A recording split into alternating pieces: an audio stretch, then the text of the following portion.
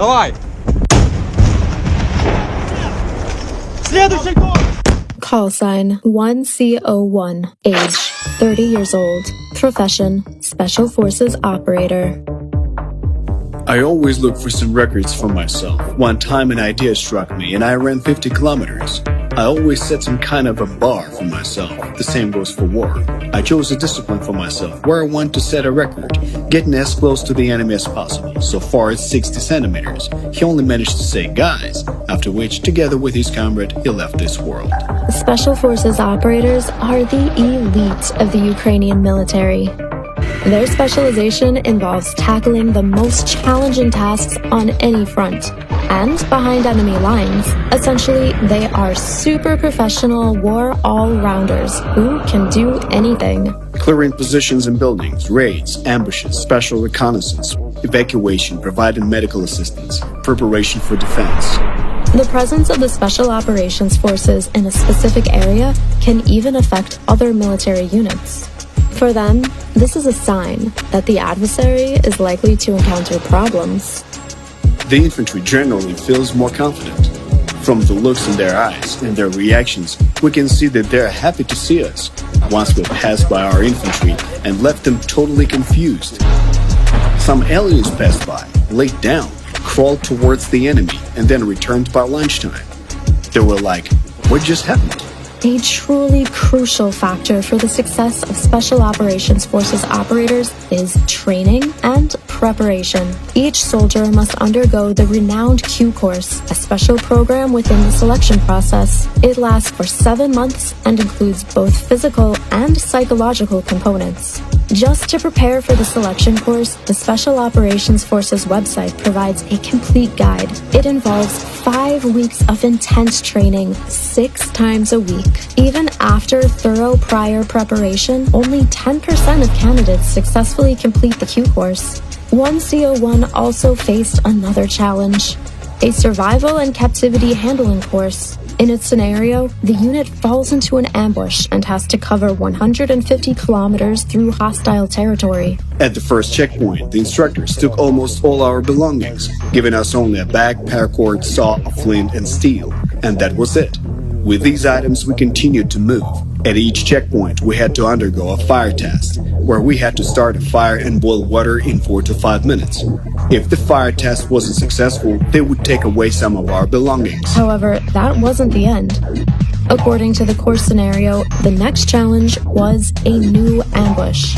We were twisted, tumbled, loaded into car trunks in very uncomfortable positions, transported for a long time, subjected to sudden stops, thrown out, beaten, humiliated. Throughout all of this, bags were always placed in us, and we couldn't see a thing. We arrived at some camp where they started mocking us, making us walk in circles, electrocuting us. Then we stood there for approximately an entire day listening to disgusting Russian tunes. I wouldn't even call it music. Their anthem, everything that pressured our brains. Later, we had the opportunity to escape from there. We covered some distance again, and after that, the course concluded. All the trainees successfully completed the training. Besides rigorous training, the SOF operators are equipped with the best gear.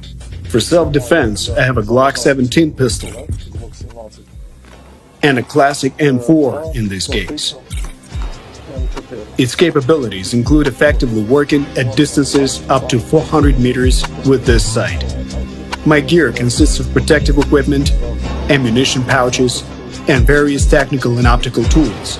The armored vest that provides maximum Kevlar protection. Communication is carried out through the SCR or SPR radio stations. I also have TPT buttons as control devices for the radio station. Moving on to my protection. I use a helmet. It's quite lightweight. Headphones for communication through the radio station. Also a microphone. There is also the option to attach a night vision device, the GPNV G18. Russians don't have anything similar. This device provides more than 90% field of view. Moreover, in synchronization with a laser pointer, it is an indispensable tool. As for the optical equipment, I use a PLRF rangefinder, which can be considered artillery grade. It is quite precise and has a very thin reflection beam.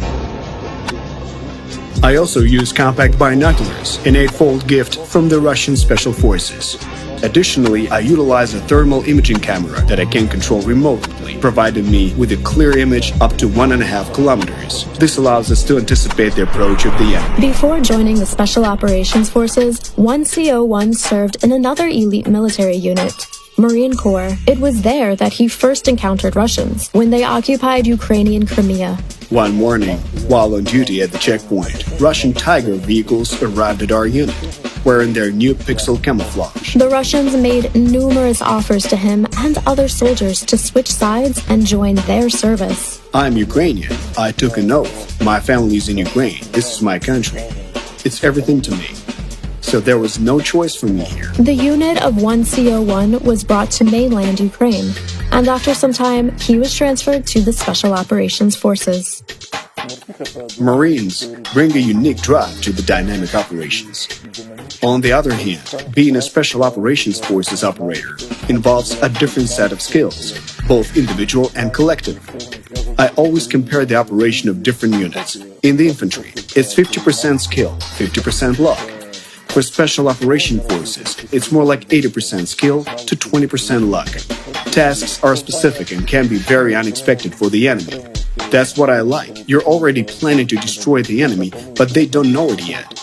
This element of surprise plays a significant role, and you emerge as the victor. As a result of such rigorous training, the elites of the military had emerged. Special Forces operators carry out missions wherever they are needed. For example, 1CO1 has fought in the Chernihiv, Kyiv, Sumy, Luhansk, Donetsk, and Zaporizhia regions. There were cases when 1CO1 during the war encountered civilians as well. At the beginning of the full-scale war, we were extremely tired and practically didn't sleep for days.